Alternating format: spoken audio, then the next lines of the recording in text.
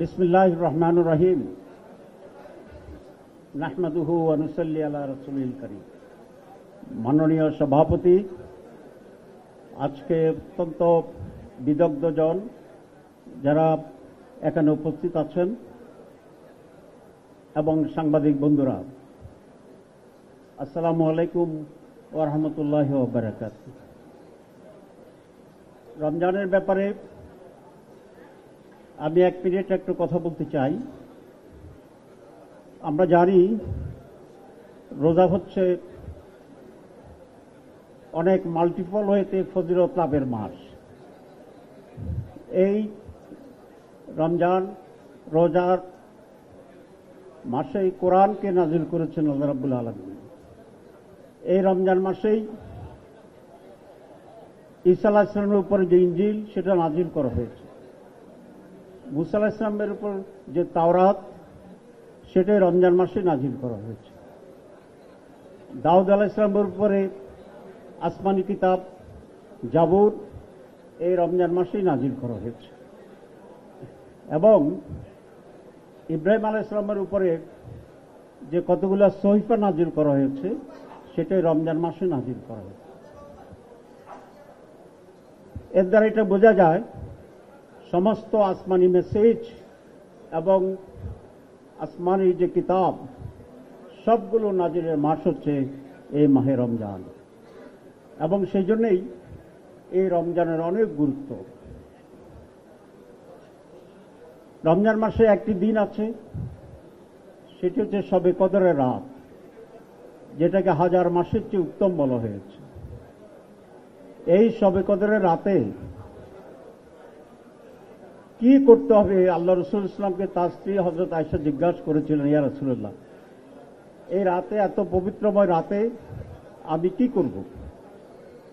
আল্লাহ রাসূল এটা বলেননি তুমি 100 বার সুবহানাল্লাহ পড়ো, উনি এটা বলেননি তুমি 500 বার আলহামদুলিল্লাহ পড়ো, উনি এটা বলেননি এতগুলো সুন্নত নামাজ তুমি পড়ো, সারা রাত কোরআন অধ্যয়ন করো, এটা করলে সওয়াব আছে, কিন্তু এর একটিও বলেননি।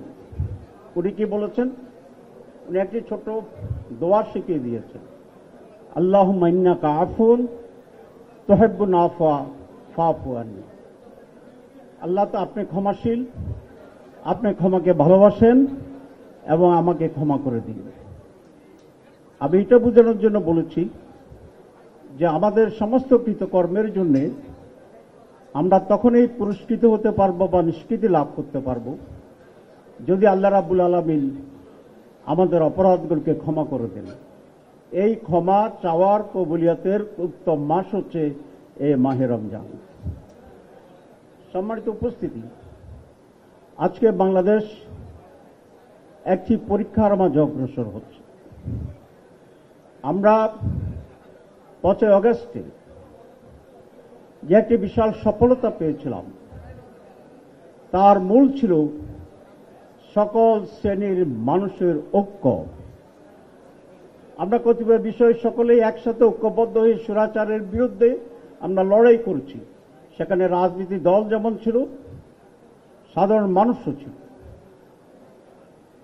আমি মনে করি বাংলাদেশের ভবিষ্যৎ বিনির্মাণে একটি সুন্দর সমৃদ্ধ বাংলাদেশ গড়ার জন্য এখনো জাতীয় ঐক্যই হবে সবচেয়ে শক্তিশালী হাতিয়ার। এই ঐক্য রেখেই আমরা যার যার জায়গা থেকে যেটি প্রয়োজন প্রায়োরিটি সেটি আমরা অবশ্যই এখানে ইমপ্লিমেন্ট করার চেষ্টা করব। আমি 4টি পয়েন্টে জাতীয় ঐক্যের জন্য সকলের কাছে সুনির্বন্ধ অনুরোধ জানাই বাংলাদেশ জামাত ইসলামীর পক্ষ থেকে। 1, বাংলাদেশের স্বাধীনতা এবং সার্বভৌমত্ব, এখানে কোনো আপোষ হবে না। 2, একটি টেকসই গণতন্ত্র, সাস্টেনেবল ডেমোক্রেসি, এটা নানা ব্যাখ্যা আছে, ব্যাখ্যা দিতে চাই না, এখানেও আমাদের কোনো সৌজন্য দেখানোর কোনো সুযোগ নেই। 3, একটি ফেয়ার ইলেকশন, যার কারণে বাংলাদেশ আজকে এই দুরবস্থার ভিতরে পতিত হয়েছিল। ফেয়ার ইলেকশন বলতে যা বোঝায় সবটাকে, যেটা মান্নামে একটু উল্লেখ করেছিলেন। 4, দুর্নীতিমুক্ত বাংলাদেশ। এক একটি মানুষ যদি 230-35 বিলিয়ন টাকা আমাদের দেশ থেকে লুট করে নিয়ে যায়, তাহলে এই দেশে ডেভেলপমেন্ট আর কোনো সুযোগ নেই। সুতরাং এখানে ঐক্যবদ্ধ হইতে হবে, নো করাপশন, আমরা দুর্নীতিমুক্ত বাংলাদেশ করব। এরকম এডুকেটেড, এনলাইটেড, সম্মিলিতভাবে সোসাইটি যদি আমরা তৈরি করতে পারি, তাহলে ইনশাআল্লাহ কোনো ষড়যন্ত্র কাজে আসবে না, ষড়যন্ত্রের সাহসও করবে না। আমরা যদি ঐক্যবদ্ধ থাকি, তাহলে ডিকেডস এই দেশে পতিত স্বৈরাচার এবং পতিত লুটেরা বাংলাদেশে আর মাথা উঁচু করার কোনো সুযোগ পাবে না, সাহস পাবে না, এবং সেরকম ষড়যন্ত্রের কোনো সম্ভাবনাও থাকবে না, সফল হবে না। সবাইকে ধন্যবাদ। আসসালামু আলাইকুম ওয়া রাহমাতুল্লাহি ওয়া বারাকাতুহু।